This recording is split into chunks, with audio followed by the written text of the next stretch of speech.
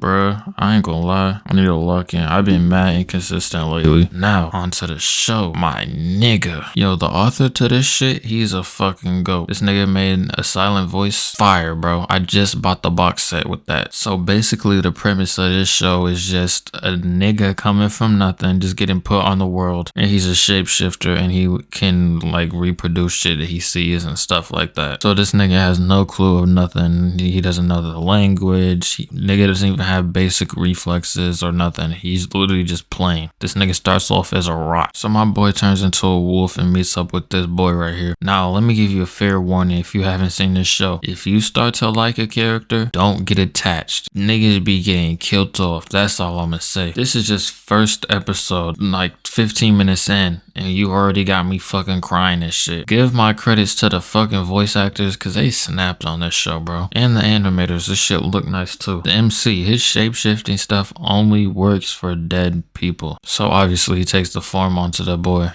boy, I mean. Now entering March. So basically March got chose to be sacrificed to like some forest god or some shit like that. Everyone in the village like congratulating her, smiling and shit. Even her parents are just all cool with it. Soon as they get behind closed doors, these niggas start tweaking out. This seems like some of the realest shit ever, bro. This shit make a real nigga shed a tear, I ain't gonna lie. And this is only episode 2 and I'm already fucking with the characters so crazily. Anyways, on the way to the ritual shit, she runs into MC, she runs away, boom, boom, boom. They link up, they start fucking with each other. She trying to teach him manners and shit like that, cause you know he's new to the world and shit. While the girl's finna get sacrificed to this fucking demon of the forest, MC pulls up, saves her, boom, boom, boom. We cool now. Niggas who were finna sacrifice him was like, you know what? This must be God's intervention. So they just took him back to the crib. Says, you know what? We'll just fake y'all death so the people in the village can get some shit or whatever. Also, I'm gonna not talk about a lot of characters, but I'm gonna leave their little honorable mentions. Like Grandma right here, she cool. And Perona, I think. Her in the background with the ponytail, she cool as shit too. Also, I'm gonna state this now. I'm gonna get a hella hate.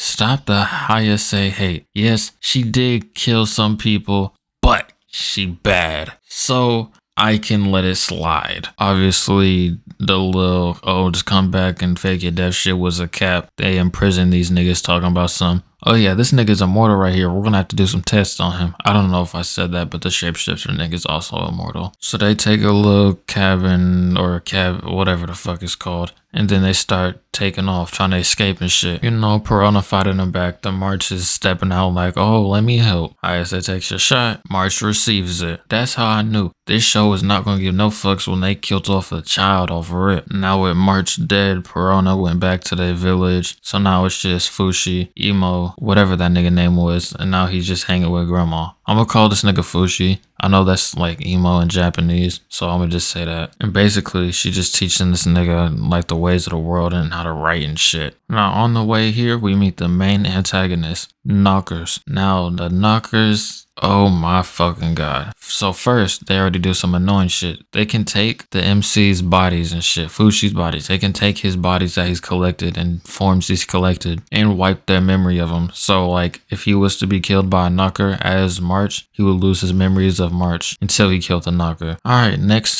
character that's finna fuck me up, Gugu. Basically, his whole thing is he's poor as shit. Him and his brother was saving up, trying to buy a crib or something. Then his brother just took all the money and dipped on him. Then there's an accident where he saved a girl from getting hit by a log, got his face cracked open. He had some surgeries and shit. Now he ain't looking too well. So now Gengi gotta wear a mask on his head. And then this is also where he meets my boy Fushi. They get locked in. They start working with Boozman. Boozman's a nigga who gave Gugu his surgeries and shit. Boozman a cool ass nigga. Boom, my boy Fushi chill here. Some events happen. Boom, 4-year time skip. And I will not lie, my boy Fushi looking hella chopped. This nigga look ugly as shit. I will not lie to you. But ain't gonna lie, my boy Gugu got that nice build. I can tell that nigga been in the gym. But don't trip, one thing to another, my boy gets his old form back. Boom, he's not ugly as shit anymore. Also, Knockers pulled back up. Once again, they will always want to kill the GOAT. This nigga died protecting his bitch. So basically, my boy Fushi Fushi's like, nah, I don't want to see no more niggas die. So he takes on the trip until these niggas accidentally walk in on a fucking slave trading ship. Shout out Tonari also. But now these niggas on the middle of the fucking island in nowhere, just stuck in Alcatraz, locked in, where these niggas gotta like fight for their rights to freedom and shit. Tonari's the first character that they give you who you can actually build emotional shit with who doesn't die in this season.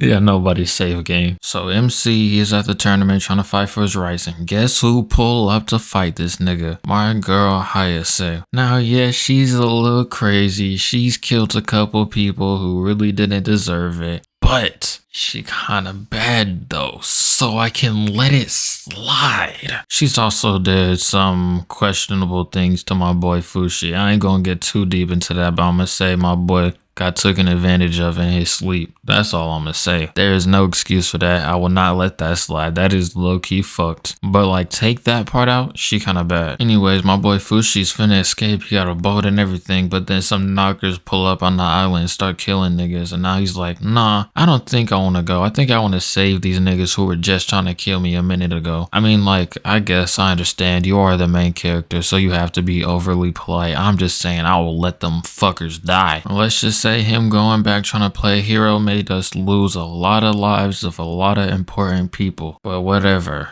The more niggas he see gets killed, the stronger he gets, so I guess I can't tweak over it too bad. I love watching this nigga's character development. It's just cool seeing this nigga go from like nothing to something and just like casually learning the world and shit slowly. Now MC finally escapes. He takes my girl Hayase hostage. Now we finna see one of the most spammed clips of this show. Once again, let me repeat myself. Say what you want about her, but she's still fine. Now basically her thing is she's killing all these people and doing all this crazy shit because she in love with my boy. Sounds like the toxic Latinas I'm used to, so nothing different, bro. Ain't gonna lie, when she placed her head in his lap, bro, if I was him, I would have folded right there. I would have been like, you know what? Maybe it's alright that you killed them people. Maybe I can let the past be the past so we can move on. That's just me. Sometime later, my boy made it off the island. Now he's on a different island in his little training arc. Now the show, not the show, but season 1 ends off with old grandma dying off. Now season 2 opens up 40 years later. Now his past time skip nigga was ugly. Now, I ain't gonna lie, it look kinda good. You can see his hair starting to lock up. This nigga finna have freeform dreads in the next week. Now you know, 40 years passed. Now this girl right here, I already forgot her name. She gets killed off anyway. She's not important. Basically, she's Hayase's granddaughter. Hayase would have died, but she teamed up with the knockers. She got locked in with the knockers. Now she started a bloodline of fucking people who can work with knockers and shit and got superpowers and shit. These niggas are highly devoted to MC. Like, they treat this nigga Fushi as a god. So they chatting, and guess who pulls up? My girl Tonari. 40 years past. She ain't chilling in her 60s. Ain't gonna lie, she's still bad as hell. I lied. She died literally the next episode in the first 5 minutes of the next episode. They brought her back just to kill her off. In the first 5 minutes of episode 2. What the why you do that? Y'all killed so many of the old niggas off screen. Literally everybody besides her died. Now, whole new roster, whole new fucking character selection or whatever it's called. Now MC's just going around traveling, trying to just find new experiences, get stronger and shit. We have like, I don't even remember how long this fucking time skip is. Like, I'm pretty sure this nigga goes fucking generations through. Then one of my favorite ones pull up, Kohaku. Now I know he's a dude, but hear me out. No homo, I'm still hitting. And my boy changes into my piranha skin, and this nigga falling in love. I mean, hey, technically Fushi doesn't have no gender. He's whatever gender, so you can't really be tweaking over it. Like, hey, you can hit, bro. Doesn't matter if he's a guy sometimes. He's also a girl sometimes. They got my boy simping and shit. You would think it's this nigga's first love or some shit. I fuck with it. Then we run into another real nigga. Real ass nigga. I've never met a character in anime with the name Bond who is not real.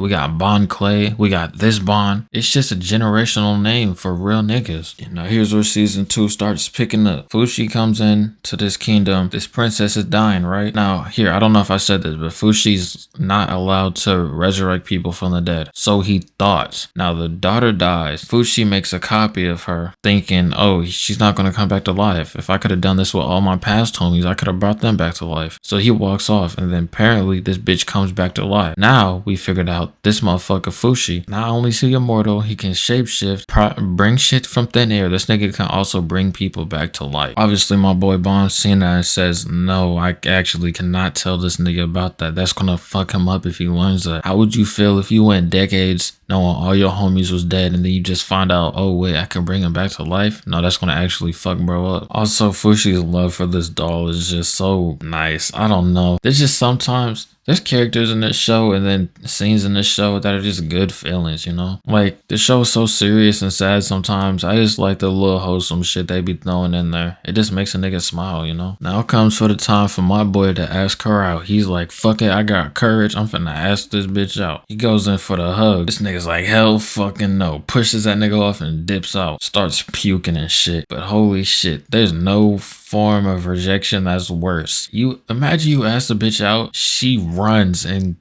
starts throwing up. You probably want to do something crazy, bro. Really? It's not that Fushi doesn't fuck with him. It's more like Fushi's in dead people's bodies, so it's kind of like fucked up if he was hitting that and it was a dead friend that she knew and he was using his body. Also, Fushi gets locked up again and we spend a whole 2 episodes on this bullshit. Anyways, he breaks out because obviously we knew that was gonna happen. I don't know why they had to waste 2 episodes on just this nigga and Pawn speaking about shit about being locked up in prison. I feel like it was a waste of my time, but hey, I won't hate on it because we got to meet this little bald-headed kid, so he's not too bad. And Bond looking nice as fuck with that beard, I ain't gonna lie. Kohaku has the knocker in his arm. I don't know if I said this, but the Guardians have knockers powers and shit. Now this knocker learned how to speak. Now, basically, the reason knockers are attacking people is because they don't want niggas to have bodies. They're like, if they die, their soul is freed from their body, so we're gonna kill everybody so they can be free from the world's pain and suffering of a body and shit. Now, basically, we're finna have like this fucking year-long ass war arc. So my MC just goes on another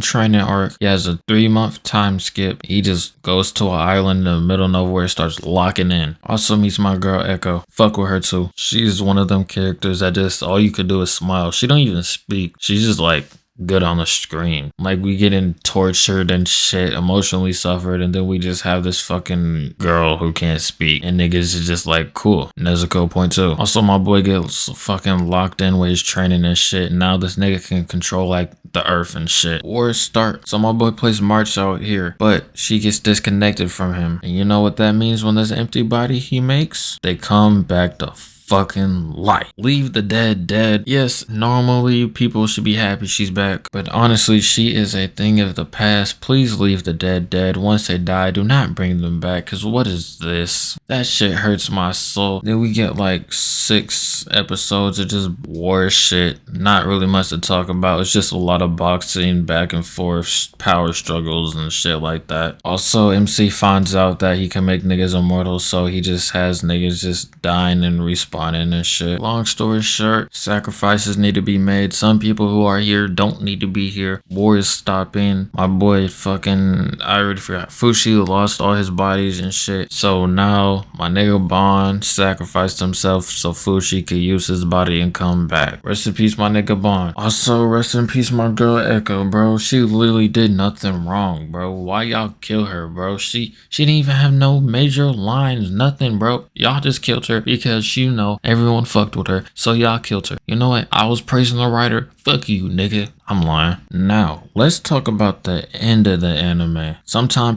like millions of years passed. Now, MC is still here. And guess what? This nigga is in the modern world now. Now, season 3 was confirmed. So I'm thinking, what the fuck? The knockers are dead. The knockers are dead. The main antagonist is dead. There's no enemies for him to fight anymore. So what the fuck is the anime finna be? A slice of life now? What you got going on? Unless they finna pull some bullshit and bring the knockers back or some enemies from the past back or whatever. I don't know. I'm just saying, Fushi, you strong, but you're not You're not stopping at AK-47. Like, you're immortal, but you're not dodging bullets, cuzzo. They got this nigga holding a fucking boba tea. Like, what the fuck you mean, dog?